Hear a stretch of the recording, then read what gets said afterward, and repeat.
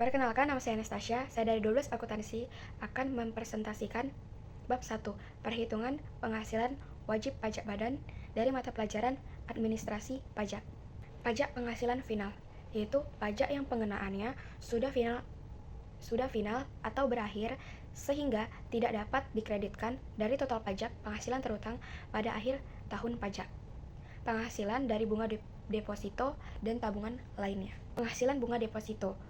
Deposito adalah deposito dengan nama dan dalam bentuk apapun, termasuk deposito berjangka, sertifikat deposito, dan deposit on call, baik dalam rupiah maupun dalam valuta asing. Bunga obligasi. Bunga obligasi adalah imbalan yang diterima dan diperoleh pemegang obligasi dalam bentuk bunga atau diskonto. Penghasilan dari transaksi hadiah undian. Hadiah undian adalah hadiah dengan nama dalam bentuk apapun yang diterima atau diperoleh orang pribadi atau badan yang pemberiannya melalui undian. Penghasilan dari transaksi saham dan transaksi derivatif. Transaksi derivatif adalah transaksi yang didasari pada kontrak, perjanjian, pembayaran yang nilainya merupakan turunan dari nilai instrumen yang mendasar, seperti suku bunga, nilai tukar, komoditas, ekuitas, dan indeks, baik yang diikuti dengan pergerakan maupun tanpa pergerakan dana atau instrumen. Penghasilan dari transaksi pengalihan hak atas tanah dan bangunan. Penghasilan yang diterima oleh orang pribadi atau badan dari pengalihan hak atas tanah dan atau bangunan wajib dikenakan pajak penghasilan. Penghasilan dari transaksi penyewaan tanah dan bangunan. Atas penghasilan dari persewaan tanah, badan dari penyewaan tanah berupa rumah, rumah susun, apartemen, dan lain-lain. Penghasilan dari usaha jasa konstruksi adalah layanan jasa konsultasi perencanaan pekerjaan konstruksi, layanan jasa pelaksanaan pekerjaan konstruksi, dan layanan jasa konsultasi pengawasan pekerjaan konstruksi.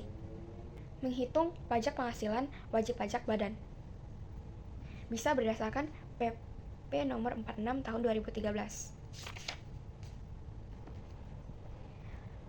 yaitu pajak memiliki peredaran bruto tertentu tidak melebihi 4.800.000.000 dalam 1 tahun pajak. Dikenai PPh final tarif sebesar 1%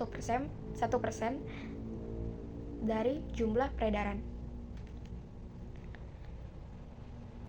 Pajak penghasilan PP nomor 23 tahun 2018. Perusahaan harus membayar 0,5% dari peredaran bruto. Peredaran bruto nomor 36 tahun 2008. Pajak penghasilan 50% kali 25% kali penghasilan kena pajak. Surat setoran pajak. Surat yang digunakan oleh wajib pajak untuk melakukan pembayaran atau penyetoran pajak yang terutang ke kas negara melalui kantor pos atau bank, badan usaha milik negara atau badan usaha milik daerah atau tempat pembayaran lain yang ditunjuk oleh Menteri Keuangan. Jenis surat setoran pajak. Standar. Surat yang digunakan untuk melakukan pembayaran atau penyetoran pajak terutang ke kantor penerima pembayaran dan digunakan sebagai bukti pembayaran. Setoran pajak khusus. Pembayaran dengan menggunakan mesin transaksi, alat yang isinya sesuai dengan yang ditetapkan dalam keputusan Dirjen Pajak dan mempunyai fungsi yang sama dengan setoran pajak standar. Petunjuk pengisian surat setoran pajak. Isilah kolom nomor pokok NPWP, nama, alamat. Mengisi kode akun pajak, mengisi kolom uraian pembayaran, mengisi masa pajak, mengisi tahun pajak, nomor keterangan, kolom jumlah. Pada bagian diterima oleh kantor penerima untuk SPP standar, diisi tanggal penerimaan pembayaran.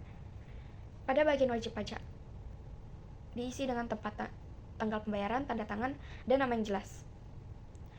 Pada ruang validasi kantor penerima pembayaran, diisi dengan nomor transaksi pembayaran, nomor transaksi bank yang dilakukan oleh kantor penerima yang sudah mengadakan perjanjian dengan Dirjen Pajak. Laporan SPT PPh Badan. Lampiran khusus 8A. Manufaktur. badan usaha yang kegiatannya mengolah bahan baku menjadi produk jadi agar dapat memberikan manfaat yang lebih banyak. Perusahaan dagang, badan usaha yang kegiatan membeli barang, menyimpan sementara, tidak mengubah bentuk dan menyalurkan barang dari produsen kepada konsumen dengan harapan memperoleh laba besar selisih antara harga jual dan harga pokok. Bank konvensional, bank yang melaksanakan kegiatan usaha konvensional yang dalam kegiatannya memberi jasa dalam lalu lintas pembayaran secara umum, berdasarkan prosedur dan ketentuan yang telah ditetapkan. Bank syariah, entitas yang melakukan penghimbauan dana dari masyarakat dalam bentuk pembiayaan. Lampiran khusus 1A, tarif penyusutan aset tetap berwujud. Aset tersebut digunakan untuk mendapatkan, menagih, dan memelihara penghasilan atau pada bulan aset yang bersangkutan mulai menghasilkan. Jenis-jenis harta yang termasuk dalam kelompok harta berwujud, bukan bangunan untuk keperluan penyusutan. Amortisasi aset tetap tidak berwujud. Amortisasi merupakan penurunan atau pengurangan nilai secara bertahap pada aset tidak berwujud. Pengeluaran untuk memperoleh aset tidak berwujud dan pengeluaran lainnya, termasuk biaya perpanjangan hak guna, bangunan, hak guna usaha, dan hak pakai yang mempunyai masa manfaat lebih dari 1 tahun yang digunakan untuk mendapatkan, menagih, memelihara penghasilan. Metode amortisasinya adalah memelihara penghasilan.